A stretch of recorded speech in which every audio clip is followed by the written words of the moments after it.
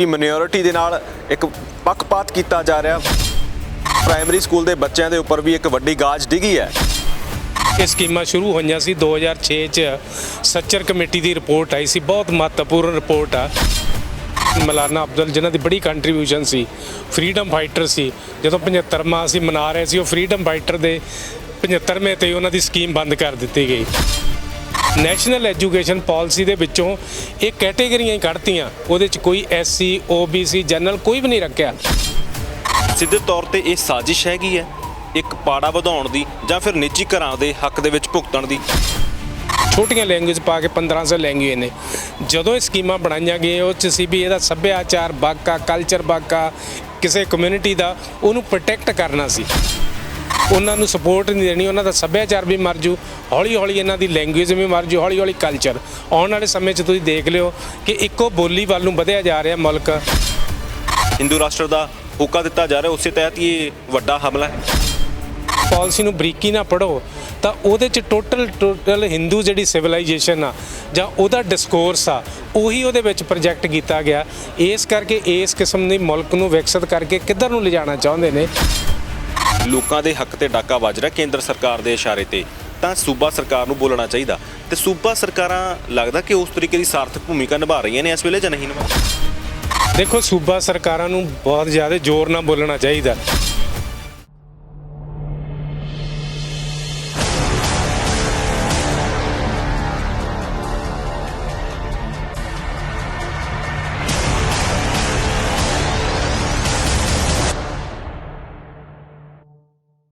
ਸਤਿ ਸ਼੍ਰੀ ਅਕਾਲ ਦੋਸਤੋ, ਇਸ ਵਕਤ ਤੁਹਾਡੇ ਨਾਲ ਤੁਹਾਡਾ ਆਪਣਾ ਦੋਸਤ ਹਰਦੀਪ ਸਿੰਘ ਭੋਗਲ।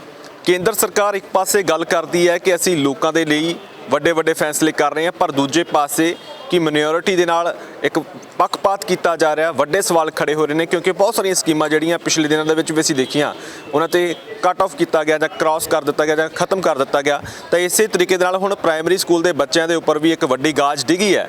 ਸਾਡੇ ਨਾਲ ਡਾਕਟਰ ਕੁਲਦੀਪ ਸਿੰਘ ਨੇ ਗੱਲਬਾਤ ਕਰਕੇ ਸਮਝਣਾ ਹੈਗਾ ਕਿ ਇਸ ਤਰੀਕੇ ਨਾਲ ਬੱਚਿਆਂ ਦੇ ਹੱਕਾਂ ਤੇ ਡਾਕਾ ਵੱਜ ਰਿਹਾ ਹੈਗਾ, ਕਿ ਇਸ ਤਰੀਕੇ ਨਾਲ ਉਹਨਾਂ ਨੂੰ ਐਜੂਕੇਸ਼ਨ ਦੇ ਜਿਹੜਾ ਇੱਕ ਆਪਾਂ ਕਹਿ ਸਕਦੇ ਮੌਲਿਕ ਅਧਿਕਾਰ ਹੁੰਦਾ ਉਹ ਤੋਂ ਦੂਰ ਕਰਨ ਦੀ ਕੋਸ਼ਿਸ਼ ਕੀਤੀ ਜਾ ਰਹੀ। ਡਾਕਟਰ ਸਾਹਿਬ, ਇਹ ਜਿਹੜੀ ਸਭ ਤੋਂ ਪਹਿਲਾਂ ਤਾਂ ਆਪਾਂ ਸਕੀਮ ਦੀ ਗੱਲ ਕਰ ਲਈ, ਕਿਹੜੀ ਸਕੀਮ ਸੀਗੀ ਜਿਹੜੀ ਵਿਦਿਆਰਥੀਆਂ ਨੂੰ ਰਾਹਤ ਦਿੰਦੀ? ਦੇਖੋ, ਦੋ ਸਕੀਮਾਂ ਸੀਗੀਆਂ, ਇੱਕ ਪ੍ਰੀ ਮੈਟ੍ਰਿਕ ਤੇ ਪੋਸਟ ਮੈਟ੍ਰਿਕ ਸਕਾਲਰਸ਼ਿਪ ਸਕੀਮ, ਦੂਜੀ ਮੌਲਾਨਾ ਅਬਦੁਲ ਕਲਾਮ ਫੈਲੋਸ਼ਿਪ।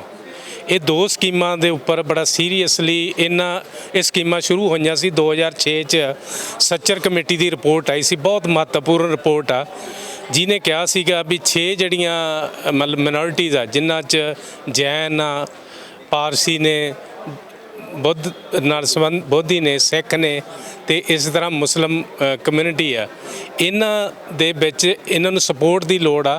ਤੇ ਉਹਦੇ ਸਪੋਰਟ ਵਜੋਂ ਇਹ ਸਕੀਮ ਦੇ ਤੌਰ ਤੇ ਇਹਨੂੰ ਐਕਸਟੈਂਡ ਕਰਦੇ ਆ। ਪ੍ਰੀ ਮੈਟ੍ਰਿਕ, ਮੈਟ੍ਰਿਕ ਤੇ ਮੌਲਾਨਾ ਅਬਦੁਲ ਸਕੀਮਾਂ ਸ਼ੁਰੂ ਕੀਤੀਆਂ ਗਈਆਂ ਸੀ, ਹੋਰ ਵੀ ਤਾਂ ਕਿ ਇਹਨਾਂ ਦੇ ਵਿੱਚ ਐਜੂਕੇਸ਼ਨ ਪ੍ਰਤੀ ਹੋਰ ਗਾਂ ਐਡਵਾਂਸ ਕੀਤਾ ਜਾਵੇ। ਹੁਣ ਇਸ ਸਰਕਾਰ ਨੇ ਆ ਕੇ ਪਹਿਲਾਂ ਤਾਂ ਉਹ ਜਿਹੜੇ ਸਾਡੇ ਦੇਸ਼ ਦੇ ਆਜ਼ਾਦੀ ਦੇ ਹੀਰੇ ਸੀਗੇ, ਜਿਨ੍ਹਾਂ ਨੂੰ ਮੌਲਾਨਾ ਅਬਦੁਲ ਜਿਨ੍ਹਾਂ ਦੀ ਬੜੀ ਕੰਟਰੀਬਿਊਸ਼ਨ ਸੀ, ਫਰੀडम ਫਾਈਟਰ ਸੀ। ਜਦੋਂ 75ਵਾਂ ਅਸੀਂ ਮਨਾ ਰਹੇ ਸੀ, ਉਹ ਫਰੀडम ਫਾਈਟਰ ਦੇ 75ਵੇਂ ਤੇ ਉਹਨਾਂ ਦੀ ਸਕੀਮ ਬੰਦ ਕਰ ਦਿੱਤੀ ਗਈ। ਉਹਦੇ ਨਾਲ ਬਹੁਤ ਜ਼ਿਆਦਾ ਮਿਨੋਰਿਟੀ ਦੇ ਬੱਚੇ ਜਿਹੜੇ ਸੀ ਉਹਦੇ ਤੇ ਸਿੱਧਾ ਇਫੈਕਟ ਪਿਆ ਵਾ। ਤੇ ਇਹਦੇ ਨਾਲ ਜਿਹੜੀਆਂ UGC ਦੇ ਵਿੱਚੋਂ ਬੱਚੇ 1500 ਸਕਾਲਰਸ਼ਿਪ ਸਕੀਮ ਦੇ ਤਹਿਤ ਮਿਲਦੇ ਸੀ ਵਜ਼ੀਫੇ, ਉਹ ਬੰਦ ਕਰ ਦਿੱਤੇ ਗਏ ਨੇ। ਇਸੇ ਤਰ੍ਹਾਂ ਜਿਹੜੀ ਇਹ ਪ੍ਰੀ ਮੈਟ੍ਰਿਕ ਤੇ ਮੈਟ੍ਰਿਕ 2 ਸੀ, ਇੱਕ 8ਵੀਂ ਤੱਕ, ਇੱਕ 8ਵੀਂ ਤੋਂ ਬਾਅਦ ਦੇ ਬੱਚਿਆਂ ਨੂੰ, ਇਹਨਾਂ ਨੂੰ ਕਹਿ ਤਾ ਕਿ ਸਾਰੇ ਬੱਚੇ, ਕਿਉਂਕਿ ਨੈਸ਼ਨਲ ਐਜੂਕੇਸ਼ਨ ਪਾਲਿਸੀ ਦੇ ਵਿੱਚੋਂ ਇਹ ਕੈਟੇਗਰੀਆਂ ਹੀ ਕੱਢਤੀਆਂ, ਉਹਦੇ 'ਚ ਕੋਈ SC OBC ਜਨਰਲ ਕੋਈ ਵੀ ਨਹੀਂ ਰੱਖਿਆ, ਮਿਨੋਰਿਟੀ ਉਹਦੇ ਥਾਂ ਤੇ ਬਣਾਤਾ ਕਿ ਇਹ ਇਕਨੋਮਿਕਲੀ ਡਿਪਰੈਸਡ ਸੈਕਸ਼ਨ ਦੀ ਸੋਸਾਇਟੀ 80% ਲੋਕ ਨੇ। ਇਸ ਕਰਕੇ ਸਾਰਿਆਂ ਨੂੰ ਜਦੋਂ ਉਹਦੇ ਵਿੱਚੋਂ ਹੀ ਕੈਟੇਗਰੀਆਂ ਕੱਢਤੀਆਂ, ਹੌਲੀ ਹੌਲੀ ਇਹ ਸਕੀਮ ਬੰਦ ਕਰਨੀ ਸ਼ੁਰੂ ਕਰਤੀ, ਜਿਹਦੇ ਕਰਕੇ ਇਹਨਾਂ ਨੇ ਪਹਿਲੀ ਤੋਂ 8ਵੀਂ ਤੱਕ ਦੇ ਜਿਹੜੇ ਬੱਚਿਆਂ ਦੀ ਮਿਲਦੇ ਸੀ, ਜਿਹ 'ਚ 4 ਲੱਖ ਤੋਂ ਵੱਧ ਬੱਚੇ ਪੰਜਾਬ ਦੇ ਅਪਲਾਈ ਕਰਦੇ ਸੀ ਇਹ ਸਕੀਮ ਤੋਂ। ਜਿਹੜੇ ਆਸੇ-ਪਾਸੇ ਸਕੂਲ ਖੁੱਲ੍ਹੇ ਨੇ ਉਹਦੇ ਤਹਿਤ ਬੱਚਿਆਂ ਨੂੰ ਸਪੋਰਟ ਸਿਸਟਮ ਮਿਲਦਾ ਸੀ।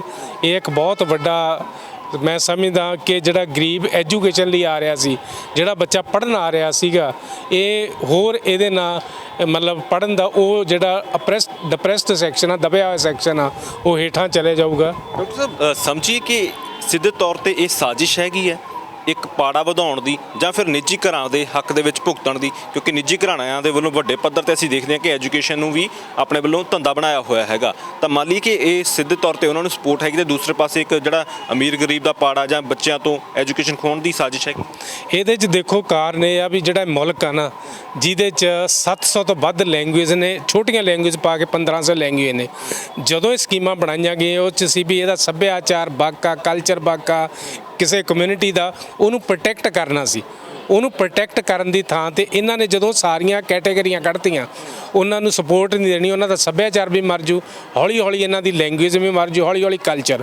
ਆਉਣ ਵਾਲੇ ਸਮੇਂ 'ਚ ਤੁਸੀਂ ਦੇਖ ਲਿਓ ਕਿ ਇੱਕੋ ਬੋਲੀ ਵੱਲ ਨੂੰ ਵਧਿਆ ਜਾ ਰਿਹਾ ਮੁਲਕ, ਕਿ ਜਿਹਦੇ 'ਚ ਹਿੰਦੀ, ਉਹਦੇ ਨਾਲ ਜਦੋਂ ਦੂਜੀਆਂ ਭਾਸ਼ਾਵਾਂ ਮਰਦੀਆਂ, ਇਹ ਡਿਵੈਲਪ ਕਰਨ ਦੀ ਲੋੜ ਸੀਗੀ। ਅਸੀਂ ਮੰਨ ਲਈਏ ਕਿ ਜਿਹੜੀ ਇੱਕ ਨਾਰਾ ਦਿੱਤਾ ਜਾਂਦਾ ਸੀ ਕਿ ਇੱਕ ਦੇਸ਼ ਇੱਕ ਰਾਸ਼ਟਰ ਦੀ ਤਹਿਤ ਇੱਕੋ ਹੀ ਭਾਸ਼ਾ, ਇੱਕੋ ਹੀ ਝੰਡਾ, ਇੱਕੋ ਹੀ ਸਾਰਾ ਕੁਝ, ਸਾਰੇ ਚੀਜ਼ਾਂ ਦੇ ਵਿੱਚ ਇੱਕੋ ਹੀ ਚੀਜ਼ ਦੇ ਵਿੱਚ ਪਰਾਉਣ ਦੀ ਕੋਸ਼ਿਸ਼, ਤਾਂ ਅਸੀਂ ਮੰਨ ਲਈਏ ਕਿ ਹੋਈ ਹਿੰਦੂ ਰਾਸ਼ਟਰ ਦਾ ਹੋਕਾ ਦਿੱਤਾ ਜਾ ਰਿਹਾ, ਉਸੇ ਤਹਿਤ ਹੀ ਇਹ ਵੱਡਾ ਹਮਲਾ ਹੈ।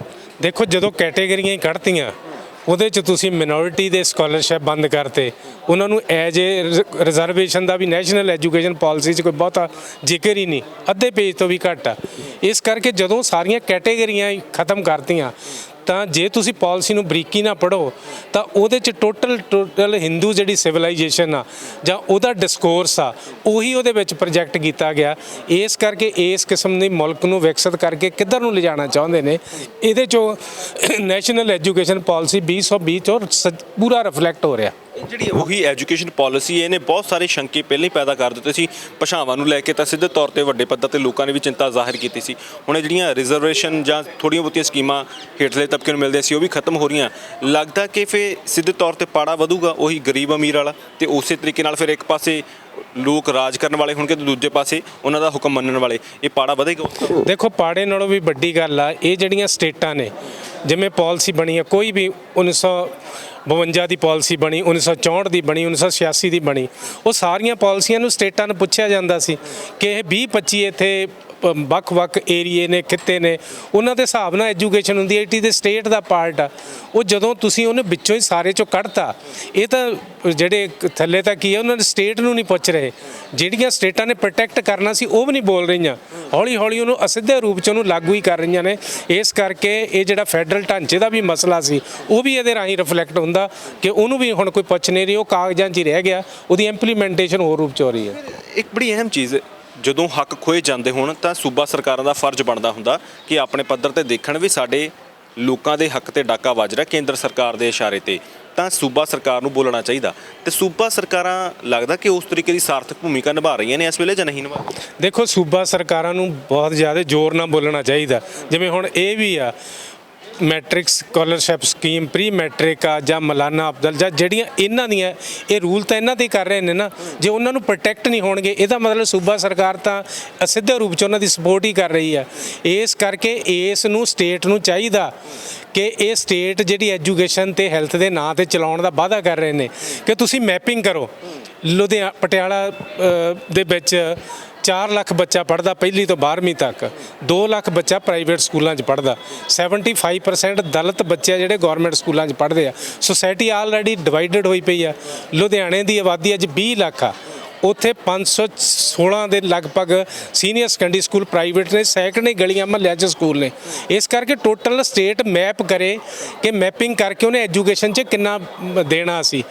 ਉਹਦੇ 'ਚ ਹਵਾ 'ਚ ਚੀਜ਼ ਚੱਲਣ ਦੇ ਨਾਲ ਨਹੀਂ, ਲੱਖਾਂ ਲੋਕਾਂ ਵਾਸਤੇ ਇਹ ਜਿਹੜੀ ਪਾਲਿਸੀ ਸੀ, ਇਹਨੇ ਜਿਹੜੇ ਸਕੂਲਾਂ ਤੋਂ ਬਾਹਰ ਛੋਟੇ ਗਲੀ ਮੁਹੱਲੇ 'ਚ ਸਕੂਲ ਸੀ, ਉਹ ਵੀ ਬੱਚੇ ਅਪਲਾਈ ਕਰਦੇ ਸੀ।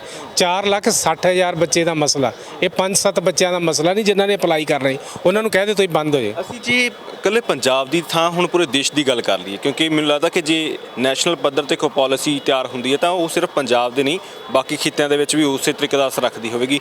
ਸਿਰਫ 4 ਲੱਖ ਕਰੀਬ 5 ਲੱਖ ਦੇ ਨਜ਼ਦੀਕ ਅਸੀਂ ਮੰਨ ਲਈਏ ਪੰਜਾਬ ਦੀ ਗੱਲ ਹੈ, ਤੇ ਬਾਕੀ ਸਟੇਟਾਂ ਦੇ ਵਿੱਚ ਵੀ ਫਿਰ ਵਿਦਿਆਰਥੀਆਂ ਦੇ ਨਾਲ ਉਹੀ ਹਾਲ, ਉਹੀ ਵਤੀਰਾ ਹੋ ਰਿਹਾ। ਇਹ ਕਰੋੜਾਂ ਦੇ ਵਿੱਚ ਹੈ ਨਾ, ਬਹੁਤ ਜ਼ਿਆਦਾ ਵੱਡੇ ਪੱਧਰ ਤੇ ਮਤਲਬ ਸਾਰੀਆਂ ਸਟੇਟਾਂ ਦੇ ਵਿੱਚ ਇਸ ਕਿਸਮ ਦਾ ਜਦੋਂ ਪਾਲਿਸੀ ਇੱਕ ਥੋੜ੍ਹੋ ਲਾਗੂ ਹੋ ਰਹੀ ਹੈ, ਸਾਰੀ ਜਿਵੇਂ ਮੁਸਲਿਮ ਕਮਿਊਨਿਟੀ ਹੈ ਬਹੁਤ ਵੱਡੇ ਪੱਧਰ ਤੇ ਆ, ਉਹ ਸਾਰੀ ਇਹਦੇ 'ਚ ਬਾਹਰ ਚਲੀ ਗਈ। ਪਾਰਸੀ ਚਲੇ ਗਏ, ਜੈਨ ਚਲੇ ਗਏ, ਸਿੱਖ ਚਲੇ ਗਏ, ਸਾਰੀਆਂ ਮਿਨੋਰਿਟੀਜ਼ ਇਸ ਕਿਸਮ ਦੇ ਸਕੀਮ ਦੇ ਹਿੱਟ ਹੋਣ ਨਾਲ ਉਹ ਸਾਰੀਆਂ ਬਾਹਰ ਹੋ ਗਈਆਂ ਨੇ। ਇਸ ਕਰਕੇ ਨੈਸ਼ਨਲ ਲੈਵਲ ਦਾ ਇਸ਼ੂ ਆ, ਜਿੰਨੀ ਕਿ ਸਾਡੇ 'ਚ ਸਟਰੈਂਥ ਆ, ਅਸੀਂ ਸਟੇਟ ਦੇ ਲੈਵਲ ਤੇ ਇਹਨਾਂ ਨੂੰ ਚਾਹੀਦਾ ਪ੍ਰੋਟੈਕਟ ਕਰਨੇ। ਪਾਲਿਸੀ 'ਚ ਜਿਹੜੀ ਕੈਟੇਗਰੀ ਕਰਤੀ ਇਹਨਾਂ ਨੇ, ਸੋਸ਼ਲੀ ਡਿਪਰੈਸਡ ਕੈਟੇਗਰੀ ਗਰੁੱਪ ਹੀ ਬਣਾਤਾ, ਉਹਦੀ ਥਾਂ ਤੇ ਜਿਹੜੀ ਪੁਰਾਣੀਆਂ ਕੈਟੇਗਰੀਆਂ ਐਗਜ਼ਿਸਟ ਕਰਦੀਆਂ, ਜਾਂ ਇਹ ਕੋਈ ਦੇਣ ਵੀ ਇਸ ਕਿਸਮ ਦਾ ਕੋਈ ਡਾਟਾ ਆ ਗਿਆ ਸਾਡੇ ਸਾਹਮਣੇ, ਇਹ ਕੈਟੇਗਰੀਆਂ ਖਤਮ ਹੋ ਗਈਆਂ, ਇਹ ਸੱਭਿਆਚਾਰ ਨਹੀਂ ਰਹੇ, ਇਸ ਕਿਸਮ ਦੀਆਂ ਭਾਸ਼ਾਵਾਂ ਨਹੀਂ ਰਹੀਆਂ, ਹੁਣ ਇੱਕੋ ਹੀ ਬਣ ਗਿਆ। ਉਹਦੇ 'ਚ ਤਾਂ ਉਹ ਲਾਗੂ ਹੋ ਸਕਦਾ, ਜਦ ਇੰਨੀਆਂ ਐਗਜ਼ਿਸਟ ਕਰਦੀਆਂ, ਉਹ ਐਗਜ਼ਿਸਟ ਵਾਲਿਆਂ ਨੂੰ ਤੁਸੀਂ ਹੋਂਦ ਨੂੰ ਕਿਵੇਂ ਖਤਮ ਕਰ ਸਕਦੇ ਹੋ? ਡਾਕਟਰ ਸਾਹਿਬ, ਮੰਨ ਲਈ ਕਿ ਫਿਰ ਅਸੀਂ ਗਾਹੇ ਬਗਾਹੇ ਡਿਕਟੇਟਰਸ਼ਿਪ ਵੱਲ ਵੱਧ ਰਹੇ ਹਾਂ, ਕਿਉਂਕਿ ਸਿੱਧੇ ਤੌਰ ਤੇ ਜਦੋਂ ਇਦਾਂ ਦੇ ਹਾਲਾਤ ਬਣਨਗੇ, ਸੂਬਾ ਸਰਕਾਰਾਂ ਆਵਾਜ਼ ਨਹੀਂ ਚੱਕਣਗੀਆਂ, ਕੇਂਦਰ ਸਰਕਾਰ ਆਪਣੇ ਮਕਸਦ ਦੇ ਨਾਲ ਆਪਣੇ ਮੁਤਾਬਕ ਫੈਸਲੇ ਲਵੇਗੀ, ਤਾਂ ਆਮ ਲੋਕਾਂ ਦੇ ਗੱਲ ਨਹੀਂ ਹੋਊਗੀ, ਤਾਂ ਅਸੀਂ ਸਿੱਧੇ ਨਹੀਂ ਅਸਿੱਧੇ ਰੂਪ 'ਚ ਡਿਕਟੇਟਰਸ਼ਿਪ ਵੱਲ ਵੱਧ। ਦੇਖੋ, ਡਿਕਟੇਟਰਸ਼ਿਪ ਵਧੇ ਨਾ ਵਧੇ, ਲੋਕਾਂ ਦੇ ਜਿਹੜੇ ਜਦੋਂ ਕਿਸੇ ਸਟੇਟ ਨੇ ਚਲਾਉਣਾ, ਉਹਦੇ 'ਚ ਉਹਨਾਂ ਨੂੰ ਲੋਕ ਆ ਜਿਹੜੇ ਜੇ ਉਸ ਨੂੰ ਬਾਹਰ ਕਰਦੇ ਜਾਓਗੇ ਤਾਂ ਮੁਲਕ ਵੱਖਰੇ ਕਿਸਮ ਦਾ ਬਣ ਜਾਊਗਾ। ਜੇ ਲੋਕ ਉਹਦੇ 'ਚ ਤੁਸੀਂ ਹੁਣ ਬੱਚੇ ਆ, ਜੇ ਸਕੂਲ ਲੈਵਲ ਦੇ ਬੱਚਿਆਂ ਨੂੰ ਤੁਸੀਂ ਐਜੂਕੇਸ਼ਨ ਹੀ ਨਹੀਂ ਦੇ ਰਹੇ, ਜਿਵੇਂ 4,60,000 ਬੱਚੇ ਜਿਨ੍ਹਾਂ ਨੇ ਪਹਿਲੀ ਤੋਂ 8ਵੀਂ ਤੱਕ ਪੜ੍ਹਨਾ ਸੀ, ਜੋ ਬੱਚੇ ਨਹੀਂ ਜਾਣਗੇ ਕਿਹੋ ਜਿਹਾ ਸਮਾਜ ਬਣੂਗਾ ਉਹ 'ਚ ਮੜੇ। ਹੁਣ ਕਰਨਾ ਕੀ ਚਾਹੀਦਾ ਸਾਨੂੰ ਤੁਹਾਡੇ ਹਿਸਾਬ ਨਾਲ? ਇੱਕ ਤਾਂ ਤੁਸੀਂ ਕਹਿ ਰਹੇ ਕਿ ਸੂਬਾ ਸਰਕਾਰ ਨੂੰ ਆਪਣੇ ਤੌਰ ਤੇ ਆਵਾਜ਼ ਚੁੱਕਣੀ ਚਾਹੀਦੀ ਹੈ, ਤੁਹਾਡੇ ਮੁਤਾਬਕ ਲੋਕਾਂ ਨੂੰ ਆਪਣੇ ਤੌਰ ਤੇ ਕੀ ਕਰ ਲੈਣਾ ਚਾਹੀਦਾ? ਕਿਉਂਕਿ ਜੇ ਅੱਜ ਨਹੀਂ ਆਵਾਜ਼ ਚੱਕੀ ਤਾਂ ਹੌਲੀ ਹੌਲੀ ਇਹ ਪ੍ਰਾਇਮਰੀ ਐਜੂਕੇਸ਼ਨ ਤੋਂ ਬਾਅਦ ਉੱਪਰਲੀਆਂ ਐਜੂਕੇਸ਼ਨਾਂ ਦੇ ਉੱਪਰ ਵੀ ਹਮਲਾ ਹੋਊਗਾ। ਆਲਰੇਡੀ ਜਿਹੜੇ ਐਸਸੀ ਵਿਦਿਆਰਥੀਆਂ ਦੀ ਸਕਾਲਰਸ਼ਿਪ ਦੇ ਮਸਲੇ ਉਲਝੇ ਹੋਏ ਨੇ, ਤਾਂ ਤੁਹਾਨੂੰ ਕੀ ਲੱਗਦਾ ਲੋਕਾਂ ਨੂੰ ਕੀ ਕਰ ਲੈਣਾ ਚਾਹੀਦਾ? ਲੋਕਾਂ ਨੂੰ ਬੋਲਣਾ ਚਾਹੀਦਾ। ਐਜੂਕੇਸ਼ਨ ਦਾ ਮਸਲਾ ਬੜਾ ਬੇਸਿਕ ਮਸਲਾ, ਕਾਮਨ ਸਕੂਲ ਸਿਸਟਮ ਆ, ਸਰਕਾਰ ਦੇਵੇ, ਪ੍ਰੋਪਰ ਦੇਵੇ। ਕਦੇ ਇਹ ਥੋੜ੍ਹਾ ਵੀ ਇੱਕ ਜ਼ਿਲ੍ਹੇ ਦੇ ਵਿੱਚ ਇੱਕ ਹੀ ਅਸੀਂ ਬੈਸਟ ਸਕੂਲ ਕਰਾ ਦੇਂਗੇ, ਲੱਖਾਂ ਬੱਚਿਆਂ ਨੂੰ ਕਿਉਂ ਬਾਹਰ ਕੱਢ ਰਹੇ ਹਾਂ? ਕਾਮਨ ਐਜੂਕੇਸ਼ਨ ਤੇ ਕੁਆਲਿਟੀ ਐਜੂਕੇਸ਼ਨ ਦੇਣੀ it is the responsibility of the state. ਉਹ ਸੈਂਟਰ ਤੋਂ ਜਿੱਥੋਂ ਮਰਜ਼ੀ ਪੈਸਾ ਲੈਣ, ਇਸ ਕਰਕੇ ਸਟੇਟ ਦੀ ਬਹੁਤ ਵੱਡੀ ਮਹੱਤਵਪੂਰਨ ਹੈ, ਤੇ ਲੋਕਾਂ ਨੂੰ ਵੀ ਇਸ ਐਜੂਕੇਸ਼ਨ ਵਾਸਤੇ ਆਵਾਜ਼ ਉਠਾਉਣੀ ਚਾਹੀਦੀ ਹੈ। ਸਾਨੂੰ ਡਾਕਟਰ ਕੁਲਦੀਪ ਸਿੰਘ ਜਿਨ੍ਹਾਂ ਨਾਲ ਗੱਲਬਾਤ ਕਰਕੇ ਸਮਝਣ ਦੀ ਕੋਸ਼ਿਸ਼ ਕੀਤੀ ਹੈ ਕਿ ਆਖਿਰਕਾਰ ਕਿਸ ਤਰੀਕੇ ਨਾਲ ਆਮ ਲੋਕਾਂ ਦੇ ਹੱਕਾਂ ਤੇ ਡਾਕਾ ਵੱਜ ਰਿਹਾ ਹੈਗਾ। ਐਜੂਕੇਸ਼ਨ ਇੱਕ ਬੇਸਿਕ ਨੈਸੈਸਿਟੀ ਹੁੰਦੀ ਹੈ, ਤੇ ਉਹਦੇ ਉੱਪਰ ਜਿਸ ਤਰੀਕੇ ਨਾਲ ਹਮਲਾ ਹੋ ਰਿਹਾ ਤਾਂ ਆਪਣੇ ਆਪ ਦੇ ਵਿੱਚ ਚਿੰਤਾ ਦੀ ਗੱਲ। ਫਿਲਹਾਲ ਦੇਖਣਾ ਹੋਵੇਗਾ ਕਿ ਸੂਬਾ ਸਰਕਾਰ ਤੇ ਆਮ ਲੋਕ ਇਸ ਮੁਤਲਕ ਕਦੋਂ ਕੋਈ ਠੋਸ ਆਵਾਜ਼ ਚੁੱਕਦੇ ਨੇ। ਤੁਸੀਂ ਇਸ ਬਾਰੇ ਕੀ ਸੋਚਦੇ? ਆਪਣੇ ਕੀਮਤੀ ਵਿਚਾਰ ਜ਼ਰੂਰ ਸਾਂਝੇ ਕਰਿਓ। ਇੱਥੇ ਤੁਹਾਡੇ ਤੋਂ ਅੱਗੇ ਲੈਣੀ ਹੈ। ਬਹੁਤ ਬਹੁਤ ਧੰਨਵਾਦ।